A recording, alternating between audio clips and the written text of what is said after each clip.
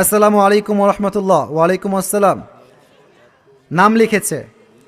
আমার বন্ধু আমার কাছে একটা প্রশ্ন করছিল।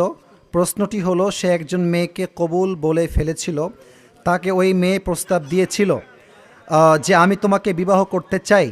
ছেলেটি ও মেয়েটি দুজনে পরিকল্পিতভাবে কবুল বলে ফেলে, কিন্তু এখন ছেলেটির বিবাহ কি হবে, আর হলেও কিভাবে গ্রহণ করবে? এই তো মহা পাঠপার রে দেখছি রে।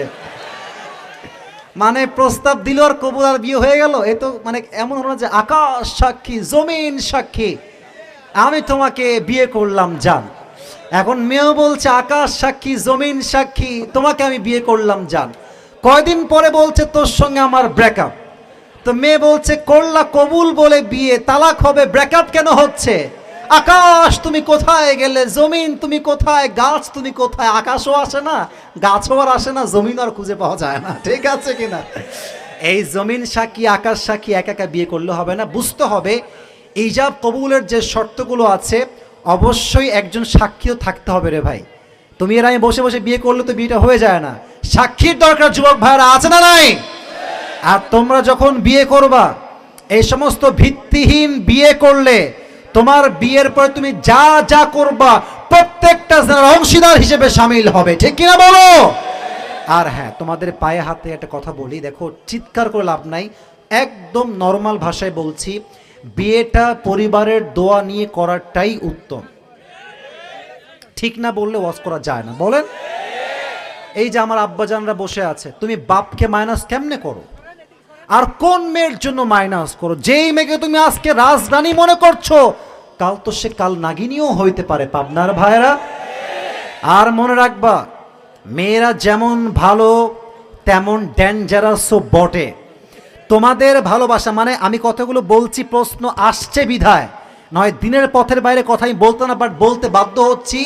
মেয়েরা সম্পর্ক করতেও পারে সহজে, ভুলতেও পারে খুব সহজে, কারণ এদের ভালোবাসার চাইতে আবেগটা কাজ করে বেশি।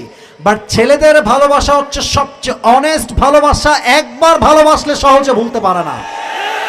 অতএব তুমি যেই মেয়ের পাল্লায় আবেগে পড়ে বিয়ে করবা, ছ্যাক খাবা, মেয়ে কিন্তু বিন্দাস খুশি থাকবে, তোমার জীবনটা জাহান্নাম করে ছেড়ে দিবে। যুবক ভাইরা, তবে সব মেয়েকে আমি এক পাল্লায় মাপছি না। আমার কথা হচ্ছে, বিয়ের ক্ষেত্রে আবেগ বাদ দাও, পালিয়ে বিয়ে বাদ দাও, কোর্ট ম্যারেজ বাদ দাও, বাপ মাকে কনভিন্স করতে হবে, আব্বা তুই বিয়ে দিবা না কেন আমাকে, তুমি বলো আমাকে কেন বিয়ে দিবা না। তোমাকে বাঘের মতো প্রতিবাদ করতে হবে, তোমার 14 গোষ্ঠী বিয়েতে রাজি হবেই হবে। ঠিক কিনা বলো? বাট পরিবারের মতের বাইরে গিয়ে বিয়ে করলে কি হবে জানো? মেয়ের রূপ পরিবর্তন হইলেও সমস্যা, আর বিয়ের পর দেখবা বাসার ভাড়ার সমস্যা, থাকা খাওয়ার সমস্যা। বাপকে বলবো আব্বা আমি তো ফেসে গেছি বিয়ে করে। আব্বা তুই মর যা, তুই তো বিয়ের সময় আমাকেই মাইনাস করেছিস, তোকে আমি কেন এখন পালতে যাবো? যুবক ভাইরা ঠিক আছে কিনা বলো? আব্বা আম্মার দোয়া নিবা। আব্বা আম্মার দোয়া আছে যেখানে, বিবাহিত জীবনের সুখ আছে। অতএব এই যে মেসেঞ্জারে যান, তুমি কবুল বলো, আমিও রাজি। তারপরে দেখবেন যে মিট করতে গেছে এমনি একা একা, তুমি বলো কবুল, আমিও কবুল, হয়ে গেল। না প্রিয় ভাইয়েরা, সিস্টেম অনুযায়ী শরীয়তের যে বিধান আছে সে অনুযায়ী হালালভাবে সুন্নত অনুযায়ী আমরা বিয়ে করবো। রাজি আছেন তো ইনশাআল্লাহ?